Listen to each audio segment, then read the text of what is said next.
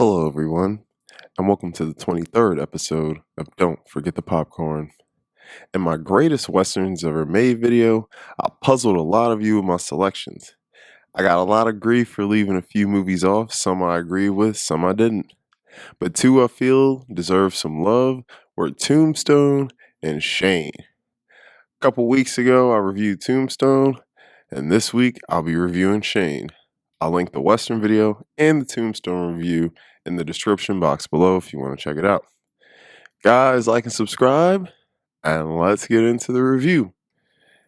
Shane, 1953, directed by George Stevens, starring Alan Ladd, Jean Arthur, Van Heflin, Brendan DeWilde, and Walter Jack Palance. First thing, I will be going into some details of this movie, and if you haven't seen the film, I suggest watching the movie, then coming back to this video. This film tells the story of Shane, a stoic but skilled gunfighter who stumbles on Joe Start's ranch, who ends up staying there and helping the other homesteaders from the rich ranchers. Shane forms a bond with the family, particularly their young son Joey, as his past is slowly revealed throughout the film. Shane is one of those slow burning, character driven, great final payoff movies with a deep coming of age story as the film is told through the eyes of a young boy as we see him witness the people he idolizes and learns from commit a number of acts that would certainly impact the life of a young child. This movie is filled with themes of homesteading, loyalty, friendship, greed, sacrifice, and standing your ground. This film creates a small, tight-knit world we are in for 2 hours as we peel back the layers of Shane as we uncover who he is through his actions far more than his words. This isn't a shoot-'em-up western. Some of the best action comes from fistfights. Don't get me wrong, we got a few gun battles, but this really is a film about a man who is coping with the changing world around him as he leaves his final impact on the world as he knows his inevitable fate. Shane is filled with beautiful cinematography, amazing performances, and some unforgettable scenes. This film was nominated for numerous awards and is preserved by the Library of Congress. In the start of the film, you get a sense right away of the type of man Shane is when you see how he stands up to the ranchers with Starrett. He doesn't say much, but he has that demeanor and presence to him that tells you he is not to be messed with. As Shane is welcomed in the home for dinner, we notice right away that Joe Starrett's kid and wife have taken a liking to Shane, and that this seems to be a foreshadowing of sort. But let's keep that in mind for when we cover that later. In this movie, these homesteaders in 1889 Wyoming are fighting the big ranchers who are trying to push them off their land that they legally own under the Homestead Acts. Joe Starrett is very adamant on standing his ground and not giving in to the big ranchers who are turning up the heat on the intimidation they are doing to these people to drive them off. This film shows the level of greed that some people have and the lengths some will go to get whatever they want, and they don't care who they hurt or step on in the process.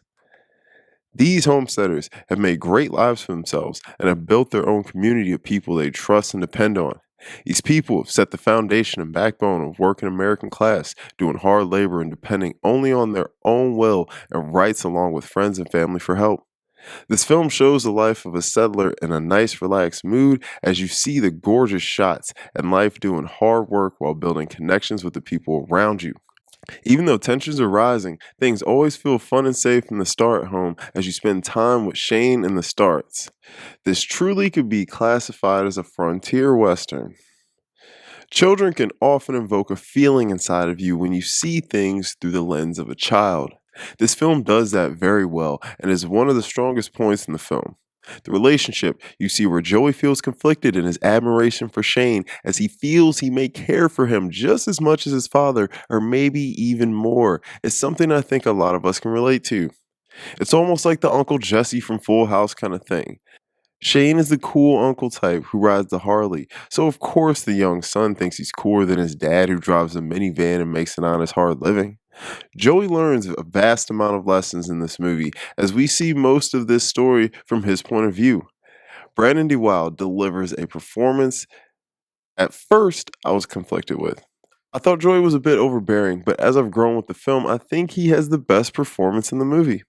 He can emote on cue, and his faces tell you everything you need to know when he's in an adult situation and can't say how he feels.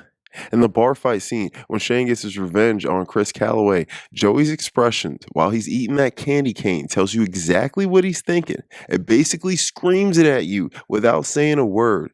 Joey learns about loyalty, morality, love, respect, work ethic, and human nature all in this short amount of time. As we peel back the layers of Shane, brilliantly played by Alan Ladd, we learn the type of man he is by the time we see him ride off into the distance. Shane didn't say much in the film, so Shane didn't say much in the film, so intentions to the viewer are unclear, and there is certainly a big red herring in the film. Shane, as he works and forms a strong bond and friendship with Joe, also forms a strong one with his wife, Marion, and of course, little Joey. From their very first meeting, we obviously know that Shane and Marion are attracted to each other. The film hints at it, them maybe betraying Joe, but both of them stand strong even when intimate situations the movie clearly sets us up for. They stay true, and I think it shows how great of a man Joe was, and that they both stayed extremely loyal to Joe the entire film. You can see it eating them inside, and the importance of loyalty here is one of the strongest themes in the film.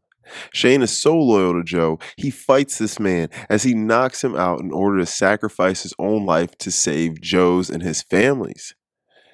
Shane's bond he formed with the family and him going to shoot out against Jack Wilson and the Riker brothers shows exactly the kind of man Shane is. A man who is loyal to a fault, cares about people around him, and was willing to understand that the life he once lived was long gone and that the things he did in that life would stick with him forever. The ending to this film is one of the best in Western history as we see a shot and wounded Shane ride off into the valley as he leans over the side of his horse, ignoring Jory's calls for him to come back.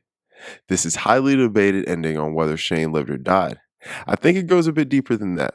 I think the ending represents the last of a dying breed of the gunslingers and outlaw types that he once was. That way of life is coming to an end, and I think Shane is leaving because it feels like he doesn't belong in this world. Whether he lives or dies isn't important, but the overall message being told, even though I do think he dies in the end. Shane is absolutely a great film, but I can see this not being for everyone. It's slow burning, not a ton of action, but enough to keep a Western fan from being bored. This movie could be cut down a little bit, but that would be some big nitpicking. There isn't much to say negative about the film that was so influential in this genre.